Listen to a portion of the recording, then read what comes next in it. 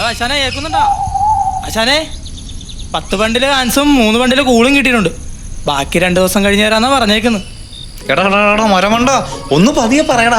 നാട് മുഴുവൻ പോലീസുകാരും എക്സൈസുകാരുവാ. നീ വണ്ടി കയറിയാ? ഇല്ല ആശാനെ, ഞാൻ കയറാൻ പോണുള്ളൂ. എടാ പല പരിപാടി നടത്തിട്ട് അവസാനമായിട്ട് ഇതിനകത്ത് കയറി പിടിച്ചേക്കണത്. എൻ്റെ കൂടെയുള്ളവന്മാരെല്ലാം എനിക്കൂടെ ഉമ്പിച്ചിട്ട് പോയിട്ടേ ഉള്ളൂ. നീ ആയിട്ട് ഇത് കൊളാക്കരുത് ആശാനെ. പിങ്കോസ് ഡിഫറെന്റ്. ഇവനിത് കൊളാക്കും. എടാ മരമണ്ട, ഞാൻ പറയുന്നത് കേക്ക്. നിന്നെ ഇപ്പൊ പോലീസ് പിടിച്ചെന്ന് വിചാരിച്ചോ, അപ്പൊ നീ എന്ത് ചെയ്യും? ഞാൻ നിരപരാധിയെന്ന് പറയും. അപ്പൊ തന്നെ നിന്നെ വെറുതെ വിടും. എടാ മരമണ്ട, സാധനം നിന്റെ ഉണ്ടെങ്കിൽ മാത്രല്ലേ നിന്നെ പോലീസ് പൊക്കുള്ളൂ. പക്ഷെ സാധനം എന്റെ കയ്യിലുണ്ടല്ലോ. എടാ മണ്ട, ഞാൻ പറയുന്നത് കേക്ക്. നീ ഇരിക്കണ സീറ്റിന്റെ തൊട്ടടുത്തുള്ള സീറ്റിലെ സാധനം വയ്ക്കാവുള്ളൂ. അപ്പൊ പോലീസ് ഒന്ന് പിടിച്ചു കഴിഞ്ഞാല് സാധനം കിട്ടിയാലേ നിന്നെ പൊക്കുള്ളൂ. അപ്പൊ നീ രക്ഷപ്പെടും, ഞാൻ രക്ഷപ്പെടും. അങ്ങനെ പറ. ആശാന്റെ ബുദ്ധി അപാരം തന്നെ. ആശാനെ, എല്ലാം ഈ പിങ്ക് നോക്കിക്കോളാം. ആശാൻ പിന്നെ ഇരുന്നിടത്ത് നിന്ന് എണീക്കേണ്ടി പോലും വരില്ല.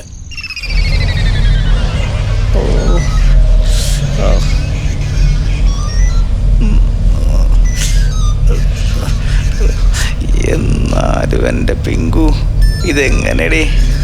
ഞാൻ പറഞ്ഞ പോലെ ഒന്നും നീ ചെയ്തില്ലേ?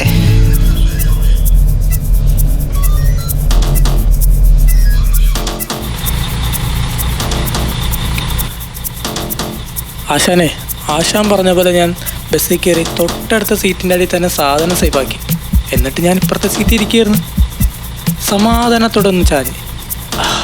പെട്ടെന്നൊരു ചിന്ത, തൊട്ടടുത്ത സീറ്റിലിരിക്കുന്ന ആളെങ്ങാനും അവരുടെ സാധനം എന്ന് പറഞ്ഞ് നമ്മുടെ സാധനം കൊണ്ടുപോയാലോ? സിറ്റുവേഷൻ.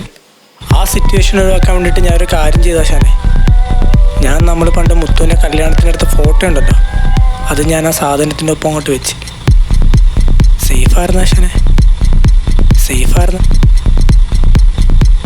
വീണ്ടും സമാധാനം.